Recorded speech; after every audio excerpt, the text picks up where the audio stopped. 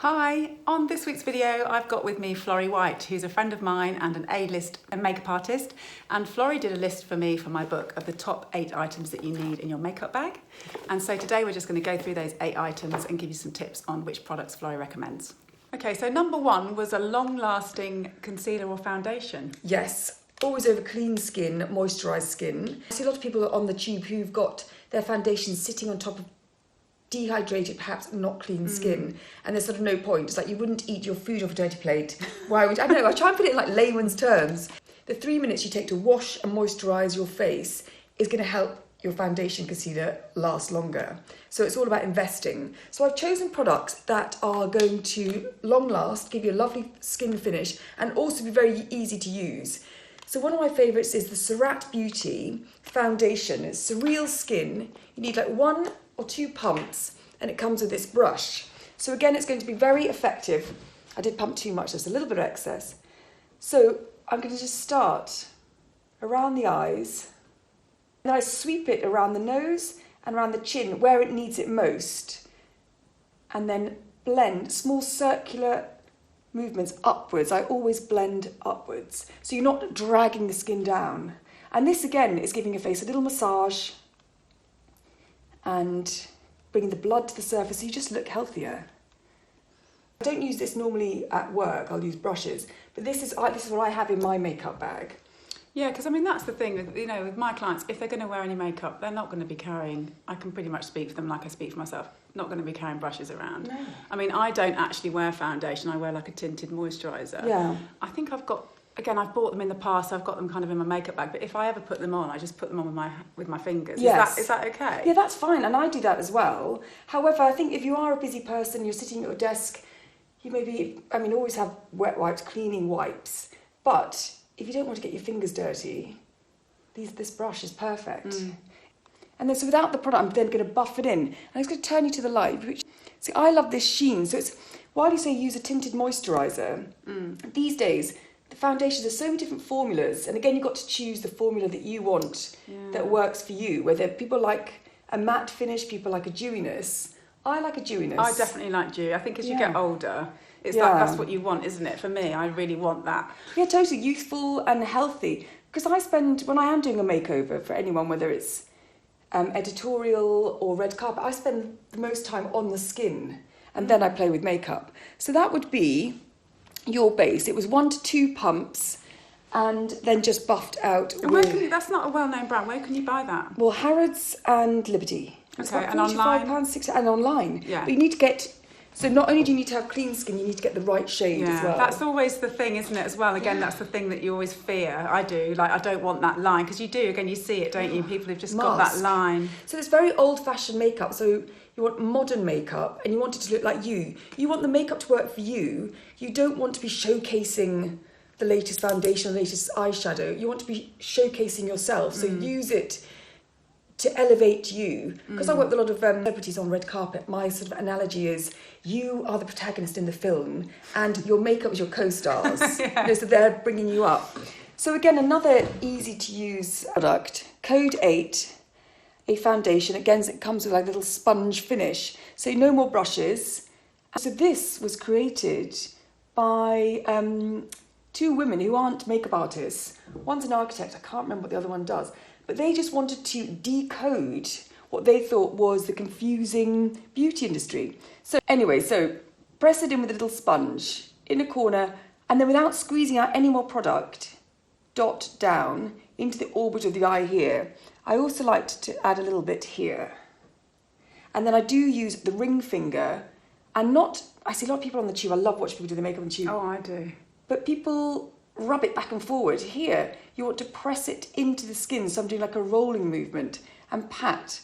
When I work with, I used to work a lot with Salma Hayek, and as she herself said, she spent 35 years in the chair. So she told me she places her concealer and then lets it dry, like fans it. So it's sort of setting on the skin, and then you join the dots. Rolling skin. So the warmth of your hands is melting it into the skin, and the product is being melted in instead of being brushed back and forward. That would be simple base. No brushes. No dark circles. No dark circles. Let's have a look. That's always been my thing, dark circles. Yeah, so look, no dark circles. And then also what I love, I'm quite lazy with my makeup, as you can see, but taking away your shadows, then you've got this lovely sort of natural eyeshadow around your eyes. 2 different brands, and there's a lot of different makes, but I love these at the moment. Surratt Beauty Surreal foundation comes with a brush, which you don't need to wash. They have some some modern thing that it's sort of self-cleaning. Oh gosh, yeah. We don't need to understand it. Because there's no point carrying around brushes if you're not going to clean them. No. But supposedly these clean them, and I believe them, that's fine. And again, with this code 8, the little sponge and fingers. Okay, perfect. Okay, so that's number 1. Okay, so the second product is for eyebrows. Now, obviously, I've had my eyebrows microbladed. I've talked about it on another video. Because I was someone who never did this stuff. I could not be bothered. No. But I realise now that they are disappearing a bit, so I've done that. But if I didn't have my eyebrows done, what would you recommend? Again, I like a multitasking tool. So I like to choose an eyebrow brush that has its product, and I do vary between going for a very thin pinpoint or a slanted waxy. Wow. So this is Sisley, the 3-in-1 architecture eyebrow pencil, which also has hidden a little highlighter. Okay. Crikey. Which you can so all my makeup is like playing with light and dark. But so if you're filling in your brow, you then would fill in this little corner here, and that's, the lightness there would raise your brow. Yeah. However, I also use it on the inner corner if you want to open out your eyes. Or this Hourglass arch. Oh, that's nice and fine, isn't it? Nice and fine, and again, it's got a brush. So again, it is 2-in-1. So just going to do small little flicking motions, and that makes it very easy because I'm just basically following a microblade. So if you didn't have the microblade, follow where the root of your hairs are and just make small flicking movements as if you are recreating hairs. I also don't like a really deep, thick, graphic brow, so I try and explain it like you're not creating big dark line. You're creating the shadow that would be there if there was more hair there. And then I like to brush up and along just to see, let's see if there's, you just see it's just a little bit more definition from this brow that's done. And just sometimes that brings out the eye a bit more. So I'm just going to fill in this corner here. Defining your brow brings out your eye. It makes such a difference. Now I'm older. I think, again, your eyebrows are thicker, aren't they, when you're younger? And they seem to be the hairs that fall out as you start knocking 50. And when you were younger, I mean, I had a monobrow. I did. I got called Monkey in the playground by these lovely young boys, ages of 8 or 9. So I go up to my dad's bathroom and take his razor to try and make it smaller and whip the whole thing off. Oh gosh, you'd have been right at height of fashion now though, wouldn't you, eh? Oh. That's how times change. Yeah. So this is the different brands you can choose, and this is just like an extra step. Filled in the brow, even though it's been microbladed, we just filled it in slightly, and just adding this highlight then, adding the lightness here makes the brow seem darker, although it's not a heavy brow. So again, it's playing with light and shadow. So that's the very fine point by our Hourglass. This is now Sisley, and it's sort of a slanted, waxy formulation. So I liked, and again, it's got the brush. Oh, you're doing me a strong brow. No, not too strong, just fill it in. Make it. And turn this way slightly, thank you. And so again, right, so using the slant, I'm going to start along the roots of the hairs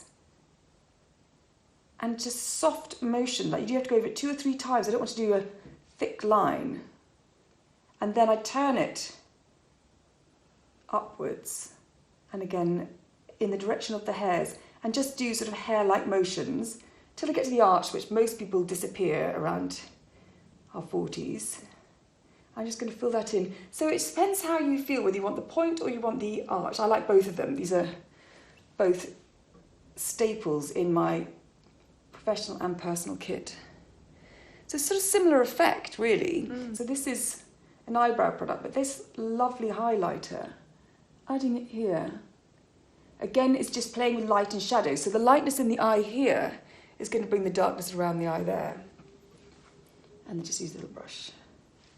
Okay, so the third thing is eyelash curlers. Now, I couldn't do without eyelash curlers. Nor could I, and that was the one New Year's resolution I kept for a year, to curl my lashes. I have very short lashes, and it just makes a huge difference. Even if I just put concealer on, I would Yeah. curl my lashes because it does make a difference. So it's worth the investment. Here are my two favourites, Surratt and KEVYN AUCOIN. They're the ones I've got. And I tell you why I like these ones, because they open wider, especially when doing someone else's makeup. So look down, and this you'll have to do in yourself, but use the silver bar at the top to go at the root of the lashes, and then squeeze in and gently raise it so we get a nice curl.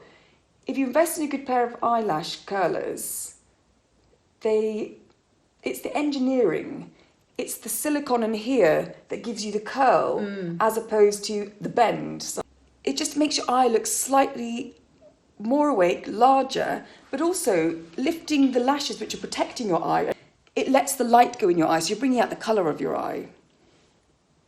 And so 3 to 5 pulses, and then raise the bar up.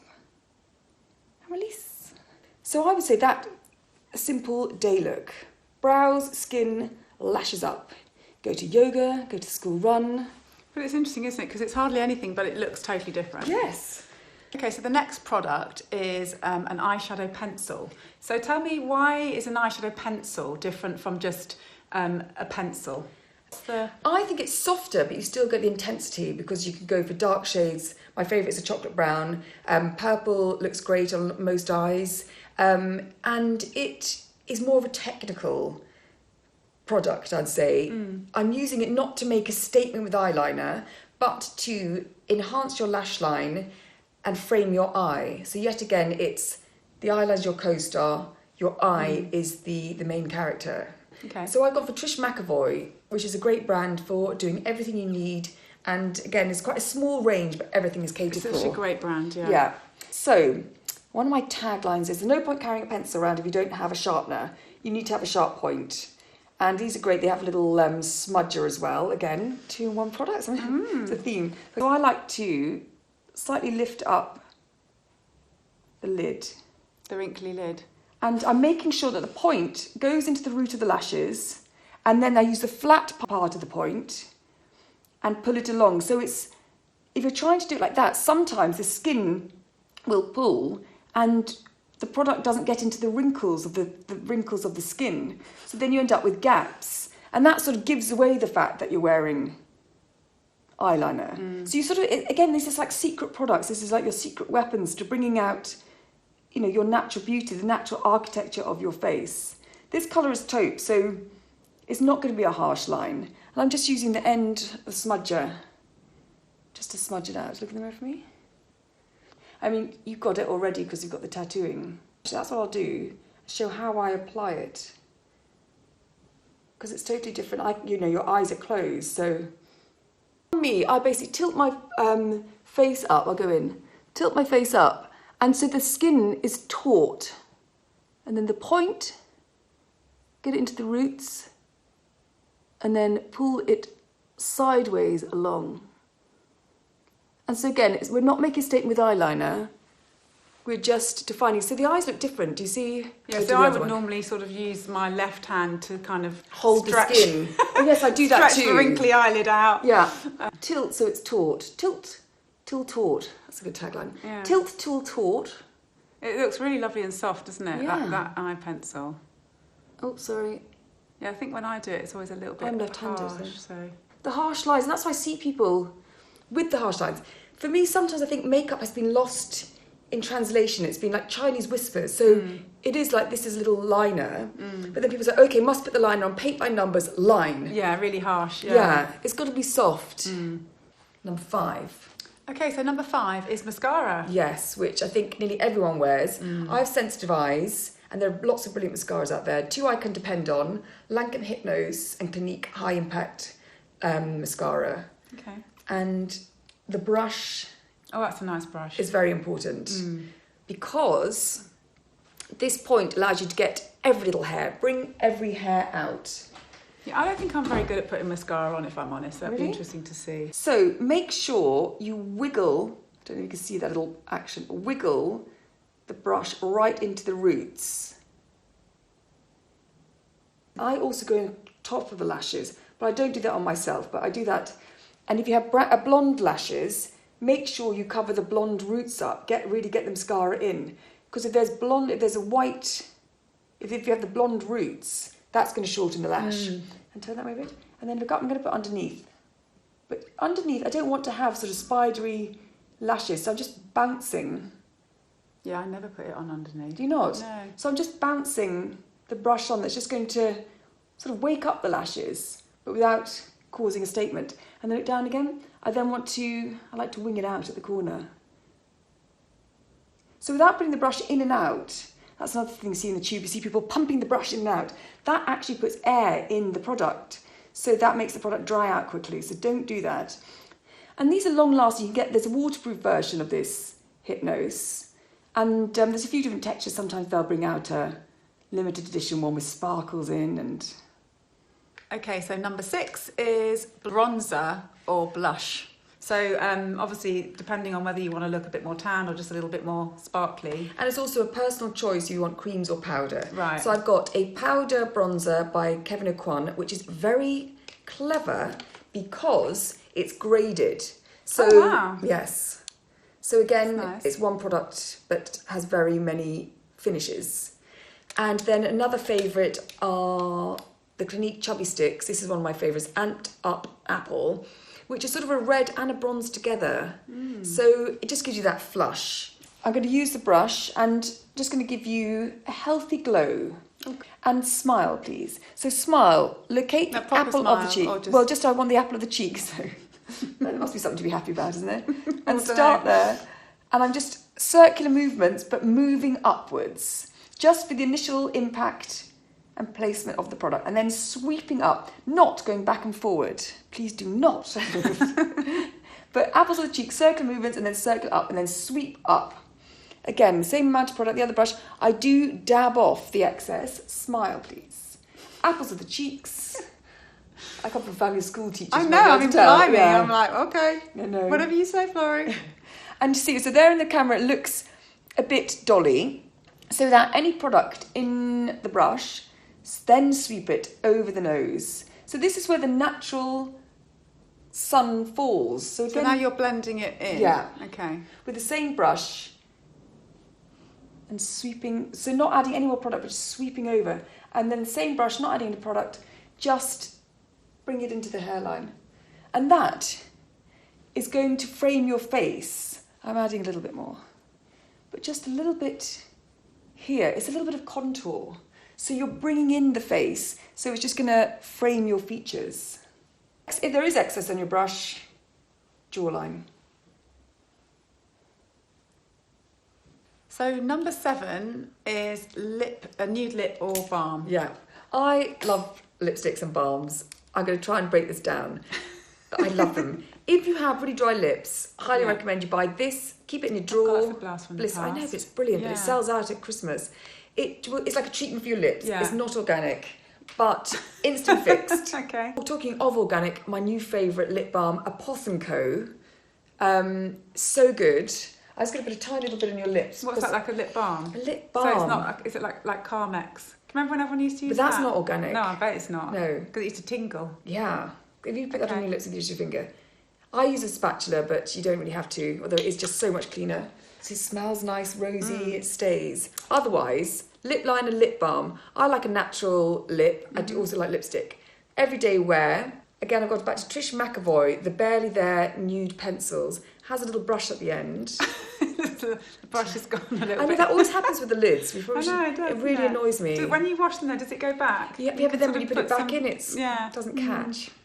Going back to Code 8, they have the AM to PM. It's a lip balm. Well, remind me where you said you get that Code 8 from. They have it in Burlington Arcade in Okay. London, but it's on the World Wide Web. And that's almost, you can't see in the video, that's like translucent, isn't it? Yes, It's quite... but it brings out the natural pigment of your lips. So let's just put it on. So again, it's like a large lip pencil. It's a lip balm, but it, again, science I don't understand. It's got pigments in there that will adapt your lip colour and bring out a natural sort of lip shade, more enhanced lip colour. So that would be like just a natural lip balm. If you want to take it further, I mean, you've got perfect lips, really. Oh. But I have got the TRISH McEvoy Barely There pencil. And so it is barely there, but it's enhancing the shape, and by outlining it, it just gives it more definition. And I love the TRISH McEvoy ones because they're sort of waxy, so they stay in place, even over a lip balm. So it's sort of, this is the sort of the no makeup. I look practically nude next to you now. That's the end of that one. And then the final one is powder, which and we discussed this earlier between ourselves, I don't really like powder. Obviously in the summer, when it gets a little bit shinier. So here, this is one that I really love. Sorry, I lost my brush. It's Sisley, and it is just so fine. It's with 3 essentials. I love the RODIAL banana powder. And also, a good thing about having these compacts is that can be your mirror for your makeup bag. Yeah. And I like a little brush. And I would just go, if you look in the one, I think let's stand up. I would go under the eyes, sweep under the eyes, around the nose, and then forehead. But keeping the dewiness, if you turn to the side, the dewiness here, and the dewiness on the cheeks. And it's just so finely milled that it doesn't sit on top of the skin these days. That's I think sometimes before they used to... You used to see it, didn't you? Yeah. I remember at school when you'd look at people and they literally had it caked on. Which I don't know if powder's a aging. thing amongst younger people now, but you'd almost see it cracking. Yeah, definitely. It's good going to department stores, so there's different brands. I think places like John Lewis, you go in and have your makeup done, and you talk to the makeup artist and they go to the different brands to get the different products. So you're not just getting one brand, because one brand doesn't really work. No, they're all different. For all. So powder if you want. Well, it does, I mean, I'm sort of never on show, so I don't really mind. But I think if you are standing up in a boardroom, you are going to... No, and a lot of my clients, you know, they're doing presentations, they're, you know, speaking at conferences, things like that. And it's just... you know, so that you don't look just massively shiny. And again, everyone's different. Some people have got much more shiny skin than others, so it's almost like it's definitely an essential for somebody who needs to do that. Okay, so those are the 8 items that Florrie's chosen. I hope you found that useful, as demonstrated on myself. And thanks so much, Florrie, for sharing this with us. My pleasure.